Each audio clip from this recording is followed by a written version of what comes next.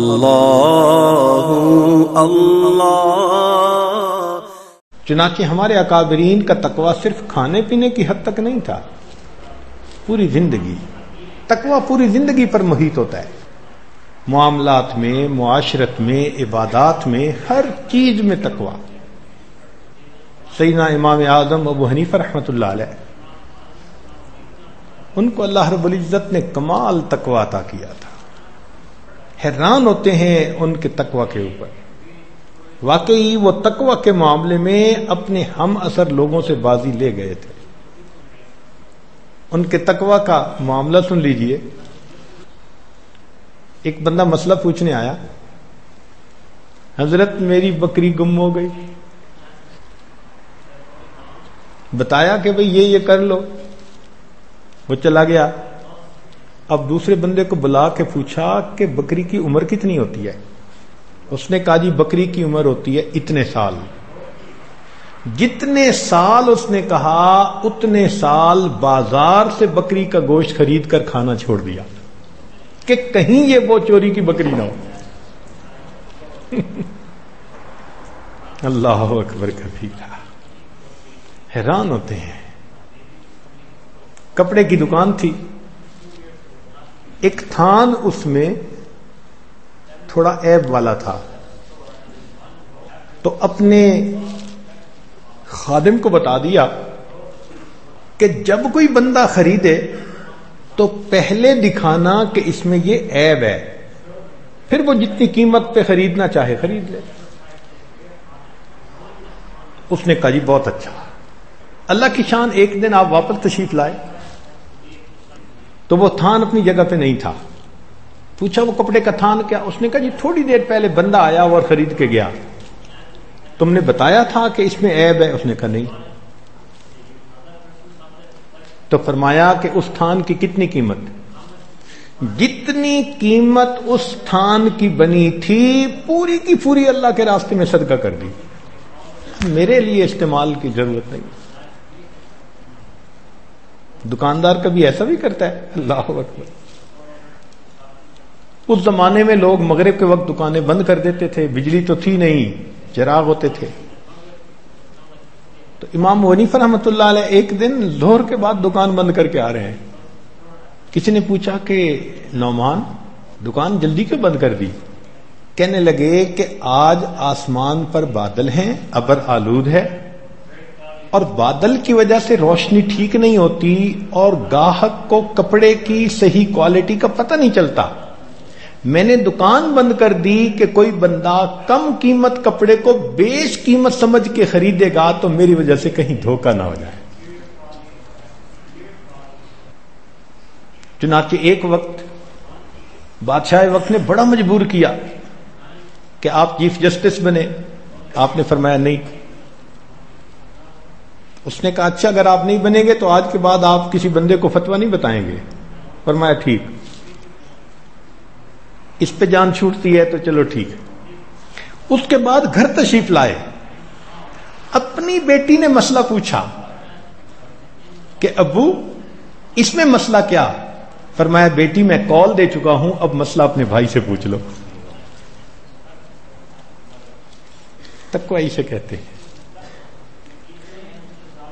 ان کی زندگی کے واقعات پڑھیں، حیران ہو جائیں گے کہ وہ کتنا احتیاط فرماتے تھے۔ اللہ اکبر کبیرہ۔ ایک جگہ دھوپ پہ کھڑے ہوئے ہیں، چلچلاتی دھوپ، دوپہر کا وقت۔ کسی نے کیوں دھوپ میں کھڑے ہیں؟ میں کسی کا انتظار کر رہا ہوں۔ اس نے کہا اس دیوار کے سائے میں کھڑے ہو جائیں۔ کہنے لگے جس بندے کا یہ گھر ہے اس نے مجھ سے قرضہ لیا ہوا ہے، اب میں اگر اس کی دیوار کے سائے میں کھڑا ہوں گا تو کہیں قرضے کا سود نہ بن جائے کہ میں نے اس قرضے سے نفع پایا۔ یا اللہ۔ اور اسی تقوی کی وجہ سے اللہ رب العزت کی طرف سے ان پر رحمتوں کی انتہا تھی۔ یہ چیز صحابہ رضی اللہ عنہم نے نبی علیہ السلام سے سیکھی۔ سیدنا صدیق اکبر رضی اللہ عنہ کو ایک غلام نے لا کر کچھ کھانے کو دے دیا، کھا لیا.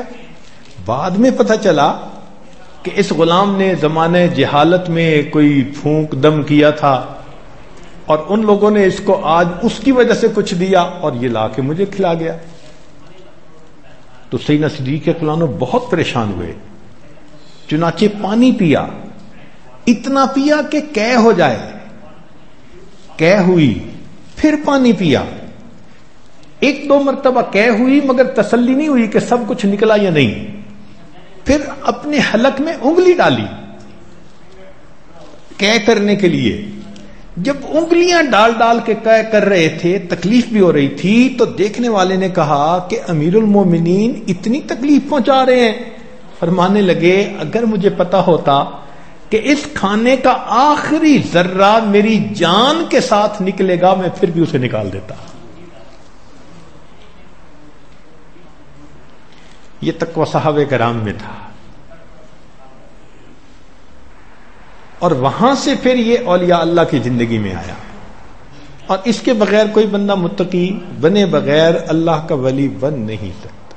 ولایت کا نور حاصل کرنا چاہے تو تقوی حاصل کرنا پڑے گا. پہلے وقت میں تو یہ تقوی بہت ہوا کرتا تھا. ہمارے اکابرین متقین تھے. چنانچہ ایک عالم بیٹھے تھے, ان کے پاس ایک بوڑھی عورت آئی. اس نے آ کے مسئلہ پوچھا. کہنے لگی کہ میں چاند کی روشنی میں سوت کاٹ رہی تھی رات کو. وقت کا حاکم گزرا اور اس کے لیے کندیلیں جلائی ہوئی تھیں, روشنی جلائی ہوئی تھی, لوگ آگے پیچھے روشنی لے کے چل رہے تھے. مجھے اس وقت دھیان نہ رہا. جتنی دیر وہ گزرا میں اپنا سوت کاٹتی رہی. اب مجھے احساس ہوا کہ میں نے تو حاکم کی روشنی میں سوت کاٹا. بتاؤ میرے لیے جائز ہے یا میرے لیے حرام ہے؟ تو انہوں نے کہا کہ تیرے لیے جائز نہیں ہے. اب بیٹا حیران کہ ابو نے کیسا فتویٰ دے دیا. تو عورت چلی گئی. اس نے کہا کہ ابو اتنا سخت فتویٰ؟ فرمانے لگے اس عورت کی شان یہی ہے, تو جا کے دیکھ یہ کس گھر کی عورت ہے. امام احمد بن حنبل رحمۃ اللہ نے فرمایا بیٹے کو کہ جا کے دیکھ یہ کس گھر کی عورت ہے. جب پتہ کیا تو بشر حافی رحمۃ اللہ علیہ کی بہن تھی. تو امام احمد بن حنبل رحمۃ اللہ علیہ فرمانے لگے کہ اس کا مسئلہ پوچھنا بتا رہا تھا کہ یہ کسی بڑے گھرانے کی جان ہے. اتنے متقی لوگ ہوا کرتے تھے. اب دیکھیں ایک عورت, بوڑھی عورت, اس پر بھی مسئلہ پوچھ رہی ہے. وہ خود تو چل کے کہیں نہیں نہ گئی, حاکم گزرا تھا, مگر حاکم کی روشنی سے ہم نے فائدہ لیا. اب بتاؤ یا اللہ. ہمارے قریب کے زمانے میں حضرت مرزا مظہر جانا رحمت اللہ علیہ بہت متقی, کھانے پینے میں بہت محتاط. ایک مرتبہ ایک آدمی انگور لے کے آیا. حضرت نے ایک انگور توڑا, منہ تک لائے اور پھر واپس رکھ دیا. اس نے کہ حضرت کھائیں. حضرت میں نہیں کھاؤں گا. حضرت میں نے خریدے ہیں, آپ کھائیے. وہاں گیا نہیں میں نہیں کھاؤں گا. حضرت کیوں نہیں کھائیں گے؟ فرمان لگے اس لیے کہ مجھے اس میں سے مردوں کی بو آ رہی ہے. وہ بڑا حیران ہوا کہ انگور میں سے مردوں کی بو آ رہی ہے. اس نے کہا حضرت میں نے تو خریدے ہیں ایک بندے سے. تو میں نہیں کھاؤں گا. اب وہ بندہ اٹھا اور گیا اس کے پاس جہاں سے اس نے انگور خریدے تھے کہ بھئی یہ انگور تم نے کہاں سے لیے؟ اس نے کہا ایک بندے نے اگائے ہوئے ہیں, وہ آتا ہے اور بیچ جاتا ہے, میں خرید لیتا ہوں. وہ بندہ کون؟ جب پتہ کیا تو اس بندے نے قبرستان کی زمین پر ناجائز قبضہ کر کے وہاں بیلیں لگائی ہوئی تھی. وہاں اگنے والی بیل کے انگور سے انہوں نے محسوس کر لیا کہ یہ مردے کی بو آ رہی. اتنا اس وقت ان کی بصیرت ہوتی تھی, کشف تیز ہوتا تھا. حضرت غلام علی دہلوی رحمت اللہ علیہ, مرزا مظہر جانا رحمت اللہ علیہ کے بہت اجل خلیفہ, فرماتے ہیں کہ میں ایک مرتبہ کسی دعوت میں چلا گیا اور اس دعوت میں مشتبہ لقمہ میرے منہ میں آ گیا، تو آنے سے میری کیفیات ساری کی ساری دب گئیں، قبض کی کیفیت طاری ہو گئی۔ کئی دن میں کوشش کرتا رہا مگر کیفیات دوبارہ بحال نہ ہوئی۔ میں اپنے شیخ مرزا مظہر جان رحمت اللہ علیہ کی خدمت میں حاضر ہوا۔ میں نے کہا حضرت اس طرح مشتبہ کھانا کھا لیا اور مجھے بعد میں احساس ہوا میری کیفیات جو ہیں وہ دب گئی ہیں۔ حضرت نے فرمایا کہ روزانہ میرے پاس آیا کرو، میں تمہارے اوپر خصوصی توجہ ڈالوں گا۔ فرماتے ہیں ایک مرتبہ مشتبہ کھانا کھانے کا وبال یہ تھا کہ میں 40 دن ان کی صحبت میں گیا۔ حضرت ایسی توجہ ڈالتے تھے، ہاتھی پہ ڈالتے تو برداشت نہ کر سکتا، اس کے بعد اس لقمے کی ظلمت میرے سینے سے دور ہوئی۔ 40 دن کے بعد ہم نے کبھی کھانا کھاتے ہوئے دیکھا؟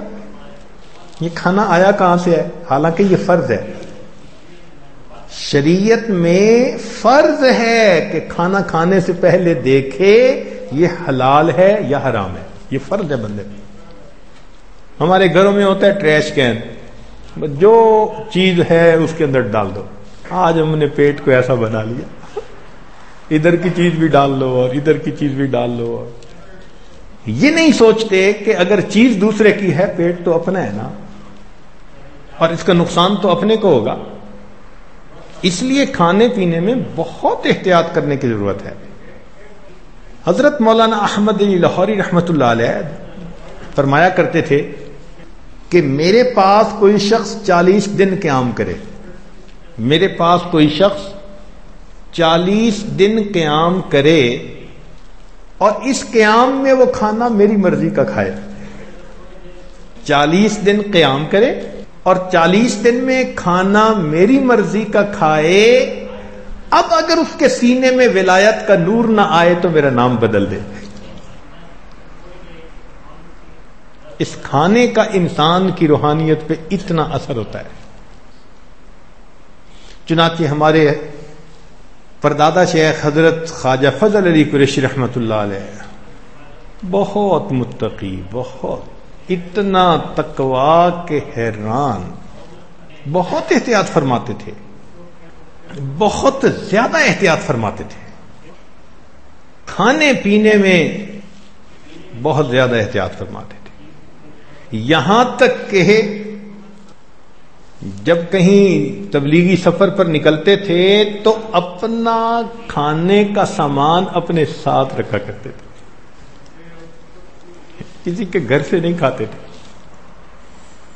شرط ہوتی تھی کہ میں آپ کے ہاں ٹھہروں گا، کھانا میرا اپنا ہوگا، گھی، آٹا، دال، یہ چیز اپنے پاس ہوتی تھی۔ ایک خادم ہوتا تھا، بس وہ پکاتا تھا اور حضرت وہی تھوڑا سا کھانا کھاتے تھے۔ فرماتے تھے میں وقت تب دوں گا جب شرط یہ کہ کھانا میرا اپنا۔ یا اللہ! ان کے خلیفہ تھے حضرت خواجہ عبد المالک، چوک قریشی میں رہتے تھے۔ وہ فرمانے لگے کہ میں ایک دفعہ سفر میں حضرت کے ساتھ، حضرت نے مجھے فرمایا کہ دیکھو تم میرا کھانا پکاتے ہو، مگر میں چاہتا ہوں کہ میرے کھانے کو کسی کبیرہ گناہ کرنے والے بندے کا ہاتھ نہ لگے۔ تو میں نے کہا جی بہت اچھا، میں خود کھانا پکاؤں گا۔ کہنے لگے میں کھانا سفر میں پکاتا رہا۔ ایک دن کھانا پکایا اور میں نے دسترخوان حضرت کے سامنے بچھایا، اتنے میں وہ شہر کا جو کوئی کونسلر بڑا تھا وہ حضرت سے دعا کروانے آ گیا۔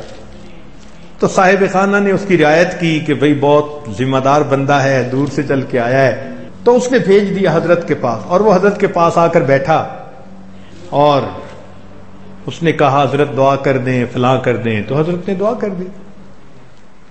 اب جب وہ چلا گیا تو کہتے ہیں کہ میں نے حضرت کے سامنے کھانا رکھا، حضرت نے کہا میں نے تو کھانا نہیں کھانا،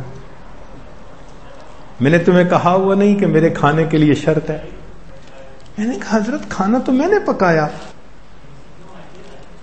فرمان لگے نہیں، جب بہت دیر میں سوچتا رہا اور میں نے کہا کہ حضرت میں نے کسی کو ہاتھ نہیں لگانے دیا. فرمان لگے جب تم دسترخوان لگا رہے تھے تو کونسلر صاحب بیٹھے تھے, وہ داڑھی منڈے نے میرا کھانا اٹھا کے دسترخوان پہ رکھا تھا. داڑھی منڈے شخص نے میرا کھانا اٹھا کے جو تم نے رکھا ہوا تھا وہ اٹھا کے دسترخوان پہ رکھا, میں اب کھانا نہیں کھاؤں گا. یا اللہ, ہماری سمجھ سے باہر ہے یہ چیز, لیکن ایسے بھی لوگ دنیا میں گزرے ہیں. اس کا نتیجہ کیا نکلا کہ ایک دن حضرت تشریف لائے تو بہت سارے لوگ آئے ہوئے تھے. حضرت کے ہاں 150, 200, 300 لوگ عمومی طور پر رہا کرتے تھے. بڑے بڑے اکابر, مولانا احمد علی لاہوری رحمۃ اللہ علیہ جیسے اکابر بھی وہاں جاتے تھے. ایک دفعہ حضرت تشریف لائے اور فرمانے لگے فقیرو, یہ الفاظ کہے فقیرو, پھر خاموش ہو گئے. اب لوگ سارے متوجہ کہ کیا کہتے ہیں, تو تھوڑی دیر خاموشی کے بعد کہنے لگے کہ یہ بتاؤ کہ اگر کوئی آدمی کے پیٹ میں ہوا, ہاں ایک دن میرے پیٹ میں ہوا بند ہو گئی, نکلتی نہیں تھی, اور اتنی تکلیف کہ میں زمین کے اوپر لوٹ پوٹ ہونے لگ گیا, اتنی تکلیف تھی مجھے تو دن میں تارے نظر آنے لگ گئے, لگتا تھا میری جان ہی نکل جائے گی, اور میں لوٹ پوٹ ہوتا رہا. اب سارے حیران ہیں کہ یہ کوئی بتانے کی بات ہے جو حضرت صاحب سارے لوگوں کو بتا رہے ہیں کہ پیٹ میں ہوا بند ہو گئی اور نکل نہیں رہی تھی, اور میں لوٹ پوٹ ہو رہا تھا, اور مجھے تکلیف ہو رہی تھی, اور جان نکلنا نظر آ رہا تھا. حیران دیکھ رہے, اور حضرت اسی کو کھول رہے ہیں, مجھے اتنی تکلیف. اور یہ بات کر کے فرمایا کہ بتاؤ جو بندہ اپنے پیٹ سے گندی ہوا کے نکلنے کا محتاج ہو وہ کوئی بڑا بول سکتا ہے؟ کہتے ہیں ساری جماعت حیران. جب یہ کہا کہ جو آدمی اپنے پیٹ سے گندی ہوا کے نکلنے کا محتاج ہو وہ کوئی بڑا بول سکتا ہے, تو سب نے کہا نہیں. فرمانے لگے تو اس لیے میں آج آپ کو تحدیث نعمت کے طور پر یہ سنا رہا ہوں کہ رات مجھے خواب میں نبی علیہ الصلوۃ والسلام کی زیارت نصیب ہوئی. نبی علیہ السلام نے ارشاد فرمایا فضل علی جیسے متبع سنت جماعت تو نے تیار کی ہے من حیث الجماعت دنیا میں موجود نہیں ہے. یہ الفاظ فرمائے. اللہ اکبر کبیرہ. یہ تقویٰ تھا ان کا, اللہ کے ہاں قبولیت تھی, فنا فی ذکر تھے. ایک ایک سنت دیہاتی نوجوان بوڑھوں کو بھی سکھایا کرتے تھے. سنت کا اہتمام اتنا تھا کہ ایک نابینا حافظ صاحب ان کے ہاں ٹھہرے ہوئے تھے. جیسے بہت سارے لوگ آتے ہیں تو خانقاہ میں ٹھہرتے ہیں, مدتوں سے ٹھہرے ہوئے تھے. اب ایک دن جمعہ کا دن تھا, مسجد کے اندر سرکنڈے کی چھت تھی, اور بھیڑوں نے وہاں ایک اپنا جگہ بنا لی تھی, اور وہ کبھی اس کو کاٹ دیتی تھی بھیڑ, کبھی اس کو کاٹ دیتی تھی. تکلیف تھی لوگوں کو. وہ حافظ صاحب کے ذہن میں خیال آیا کہ آج بھیڑوں کو یہاں سے بھگائیں. انہوں نے ایک لاٹھی لے کے اس کے اوپر کپڑا باندھا اور آگ لگوائی, اور سرکنڈے کی چھت, اور اوپر آگ جو بھیڑوں کو دکھائی تو وہ بھیڑیں تو کیا مرتی, چھت نے آگ پکڑ لی. اس زمانے میں جب 1 روپے کی بڑی قیمت ہوا کرتی تھی, مسجد کی چھت بھی جلی, گھروں کی چھت بھی, اور گھر کے حضرت فرماتے تھے کہ 30-40 ہزار روپے کا نقصان ہوا لوگوں کا. وہ بستی میں پھیل گئی آگ, ایک چھت سے دوسری تیسری. خیر حضرت کو پتا چلا, آئے لوگ, پتہ کیا یہ کس نے کیا, جی وہ حافظ صاحب. تو حضرت خاموش ہو گئے. فرمایا اللہ کو ایسے ہی منظور تھا, مقدر میں ایسا ہی تھا. تیسرا دن ہوا تو ایک آدمی بیٹا ہوا اور وہ مٹھائی لے کے آیا، حضرت میرے ہاں بیٹا ہوا اور میں خوشی کی وجہ سے ان سب سالکین کے لیے مٹھائی لایا ہوں۔ تو حضرت نے وہ مٹھائی لوگوں میں بھی تقسیم کی، اور اس میں حافظ صاحب کو پوچھا وہ کدھر ہیں بھائی، ان کو تو نظر نہیں آ رہے۔ حضرت نے ان کی مٹھائی اپنی چادر کے کونے میں باندھ لی، اچھا جب ملیں گے تو میں ان کو دوں گا۔ محبت اتنی، اتنا نقصان پرواہ نہیں۔ مٹھائی تقسیم کی، ان کا نام لیا، پوچھا وہ کہاں ہیں، ان کا جی ابھی تو موجود نہیں ہے۔ تو 2 دن 3 دن گزر گئے، اب وہ حافظ صاحب مل نہیں رہے۔ تو وہ تو اصل میں آگ لگنے کے بعد وہاں سے قریبی ایک بستی میں جا کے چھپ گئے تھے۔ اللہ کی شان، ایک بندے نے جا کے حافظ صاحب کو بتایا کہ حافظ صاحب آپ یہاں چھپے ہوئے ہیں، اور حضرت صاحب تو 3 دن سے آپ کی مٹھائی اپنی چادر کی کونے میں باندھے پھرتے ہیں۔ تو حافظ صاحب کو تسلی ہو گئی کہ حضرت صاحب مجھ سے ناراض نہیں ہے۔ حافظ صاحب واپس آ گئے، حافظ صاحب واپس آ گئے۔ حضرت نے ان کو مٹھائی دی، وقت گزرتا گیا، 1 سال 2 سال اور گزر گئے، اسی محبت پیار کے ساتھ رہے۔ ایک پھر جمعہ کا دن تھا، اس دن حافظ صاحب کو کیا خیال آیا کہ داڑھی کے بال کچھ ذرا بڑے ہیں کچھ چھوٹے ہیں، میں برابر کر لوں۔ اب وہ نظر ان کی بالکل بند تو نہیں تھی، کچھ تھوڑی تھوڑی تھی، لیکن نابینا کہتے تھے لوگ ان کو۔ اب وہ خود اپنی داڑھی کو برابر کرنے لگے تو کرتے کرتے داڑھی کو ایک مشت سے چھوٹا کر بیٹھے۔ جمعہ کی نماز حضرت نے پڑھائی، حافظ صاحب کو دیکھا تو بلا کے پوچھا حافظ صاحب یہ کیا ہوا؟ ان کا جی میں اس کو ذرا ٹھیک کرنے لگا تھا تو بس یہ تھوڑی سی چھوٹی ہو گئی۔ اسی وقت حضرت نے ان کا بستر ان کے سر پر رکھوایا اور خانقاہ سے ان کی چھٹی کروائی۔ اتنا بڑا نقصان چہرے پہ ملال نہیں۔ سنت کے بارے میں اگر اونچ نیچ ہوئی تو اسی وقت خانقاہ سے دھکا دے دیا، جاؤ پھر تم آئے کس لیے ہو یہاں پر۔ اتنی سنت کی اتباع ہوتی تھی۔ آپ کے خلیفہ حضرت خواجہ محمد عبد المالک صدیقی رحمت اللہ علیہ، اللہ رب العزت نے ان کو امام العلماء والصلحاء بنایا۔ چنانچہ جب ملک تقسیم ہوا تو بہت سارے علماء نے حضرت مدنی رحمت اللہ علیہ کو خط لکھا کہ پہلے تو آنا جانا تھا، مسئلہ ہوتا تھا تو آپ کی طرف رجوع کر لیتے تھے، اب ملک تقسیم ہو گیا، اب کیا کریں؟